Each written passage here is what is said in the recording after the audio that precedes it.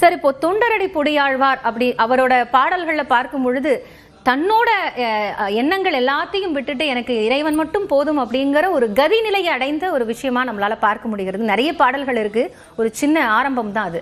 இப்போ என்ன உணர்த்தக்கூடியதாக இந்த மாதிரியான நம்மாழ்வார்கள் எவ்வளவோ பேர் நிறைய பாடல்களை பாடி நமக்கு கொடுத்துட்டு போனாலும் இன்னைக்கு இந்த அரங்கநாதனை நாம தரிசிக்கக்கூடிய அந்த நிகழ்வு நமக்கு உணர்த்தக்கூடியது என்ன?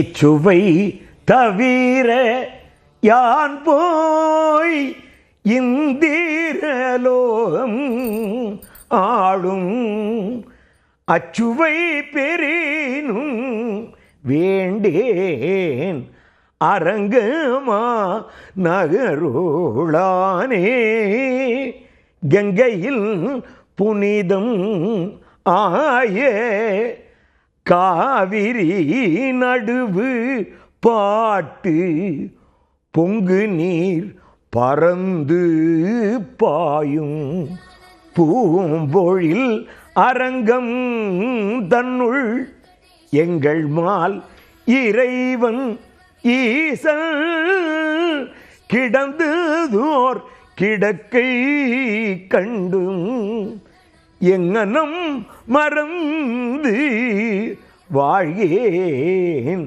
ஏழேன் ஏழேனே.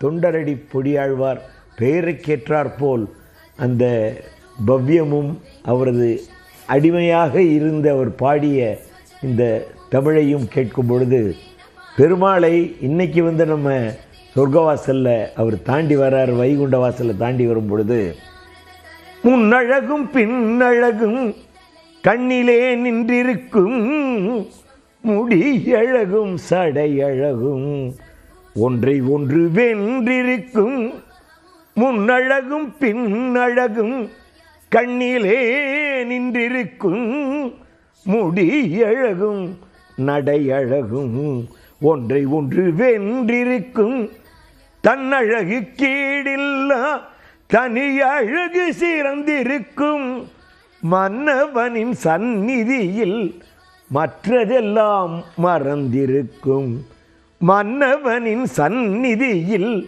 மற்றதெல்லாம் மறந்திருக்கும் கண்டவர்தம் மனம் உருக்கும் திருக்கண்ணபுரம் வாழ்ந்திருக்கும் கண்ணனவன் வண்ணமதே எண்ணமதில் சூழ்ந்திருக்கும் நின்ற மணி திருக்கோலம் நினைவினிலே நிறைந்திருக்கும் என்றும் அவன் திருப்பாதம் நெஞ்சிலே நிறைந்திருக்கும் கண்டவர்தம் மனம் முறுக்கும் திருக்கண்ணபுரம் வாழ்ந்திருக்கும் கண்ணனவன் வண்ணமதே எண்ணமதில் சூழ்ந்திருக்கும் பூமாதும் புவிமாதும் புடை சூழ கண்ணனுக்கு பூமாலை சாற்றியவள் புகழ் மாலை பாடி வர வேறோர் வலைச்சி வலை வீசிட நால்வருடன் விளையாடும் கோமானை வேறெங்கும் கண்டதுண்டோ கண்டவர்தம் மனம் முறுக்கும் திருக்கண்டபுரம் வாழ்ந்திருக்கும். இப்படி திருக்கண்டபுரத்து சௌரிராஜ பெருமாள் இன்னைக்கு விழா கண்டு கொண்டிருக்கின்ற இந்த திருவேளையில் நடையழகும் சடையழகும் ஒரு சேர காணுகின்ற ஒரு பேற்றினை அரங்கநாதர் நமக்கு இன்னைக்கு நம் கண்முன்னே வழங்கி கொண்டிருக்கிறார். கம்பீரம், இந்த 4 வகை நடைகளையும் பெருமாள் பல தருணங்களில் வெவ்வேறு தருணங்களில் இந்த 4 வகை நடைகளையும் பார்த்து அந்த நடையழகை பக்தியுடன் ரசிக்கக்கூடிய வாய்ப்பை பெற்ற அந்த பாக்கியம் பெற்ற புண்ணியம் பெற்றவர்கள் நாம் என்பதில் பெருமை கொள்ள வேண்டும். தமிழ்நாட்டை சார்ந்தவர்கள் இந்த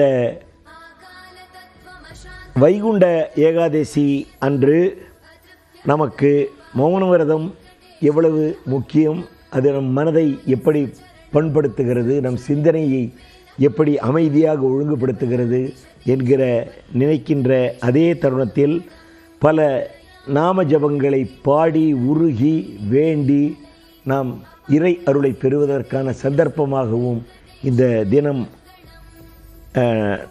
நமக்கு அமைந்திருக்கிறது. நாராயண கவசம், விஷ்ணு புராணம் என்று இவற்றையெல்லாம் சொர்க்கவாசல் திறப்பில் பாடுவழுது நன்மை சேர்க்கும், விரைவுபடுத்தும் என்கிற நம்பிக்கை இருக்கிறது. ஸ்ரீரங்கம் தெரிகின்றது, காவிரி சூழ்வொழில் சோலைகள் நடுவினில் கருமணி துயில்கின்றது என்று ஸ்ரீரங்கத்து பெருமாளை, அந்த அரங்கத்து அரவணை பள்ளியானை நாம் பார்க்கும் பொழுது ஸ்ரீரங்கம் நமக்கு கண்முன்னே தரிசனம் தருவதை பார்க்க முடிகிறது. பார்த்தசாரதி பெருமாள் கீதை சொன்ன கண்ணன் வண்ணத்தேரில் வருகிறான், கேட்டவர்க்கு கேட்டபடி வாழ்வு தருகிறான். வள்ளல் வருகிறான், அன்பு வள்ளல் வருகிறான், வருகிறான் தருகிறான் என்று அருளை பெருமாள் தரவும் அதை நாம் உளமாற பெறவும் நல்ல ஒரு தருணமாக இந்த தருணம் நமக்கு வாய்த்திருக்கிறது. இந்த வைகுண்ட ஏகாதசி திருநாளில் இந்த வைகுண்ட ஏகாதசி ரொம்ப விசேஷமாக நாம் கருத வேண்டும். ஏனென்றால் செவ்வாய்க்கிழமை அன்று இந்த வைகுண்ட ஏகாதசி அமைந்திருப்பதால் கௌமார வழிபாட்டில் ஈடுபடுபவர்கள், குமரனை வழிபடுபவர்கள் இதனை ஒரு சிறப்பு மிகுந்த வைகுண்ட ஏகாதசியாக கருதுகிறார்கள். அதன் அடியார்கள் முருகனுக்கு பிரார்த்தனையின் போது எடுத்து வைக்கின்ற துவரம்பருப்பை இன்று வாங்குவது நல்லது என்கிற நம்பிக்கையையும் ஏற்படுத்தி வருகின்றார்கள். இன்று வைகுண்ட ஏகாதசி ஏற்கனவே கூறியதைப் போல பார்க்கடல் அமுதத்தை கடைந்த நாள் என்ற ஒரு சிறப்பும் உள்ளது. அதே நேரத்தில் குருஷேத்திரத்தில் பார்த்தனுக்கு சாரதியாய் விளங்கிய பார்த்தசாரதி பெருமாள் கீதையை உபதேசித்த, கண்ணன் கீதையை உபதேசித்த தினமாகவும் இந்த தினம் போற்றப்படுகிறது என்பதை நாம் வைத்து கொள்ள வேண்டும். ஸ்ரீ பூமாதும் புவிமாதும் இந்த கண்ணனுக்கு புடைசூழ வந்திருந்து அவர்கள் நமக்கு பக்தர்களுக்கு பெருந்திரளாக கூடியிருக்கின்ற பக்தர்கள் இந்த நிகழ்ச்சியை பார்த்து கொண்டிருக்கின்ற ஆன்மீக நெஞ்சம் கொண்ட அடியவர்கள் அனைவருக்கும் அருள்பாலிக்கின்ற பெருமாள் மகாலட்சுமியின் துணைவர். மகாலட்சுமி நமக்கு அருள் புரிவதற்கு துணை புரிகின்ற ஒரு மாபெரும் துணையாக பெருமாள் விளங்குகின்றவர்.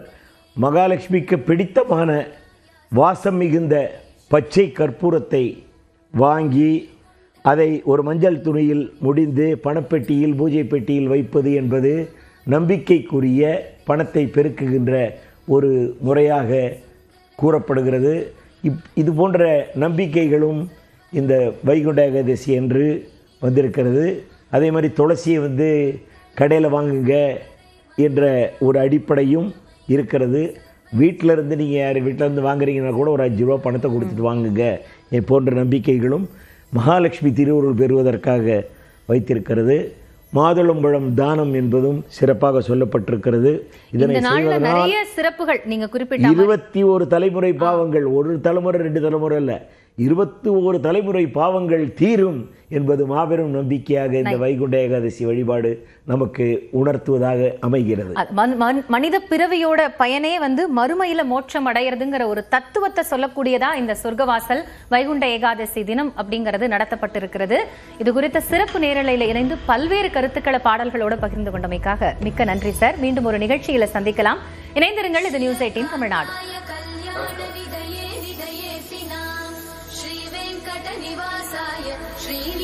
गोविंदा श्री हरि हरि गोविंदा जय जय जय।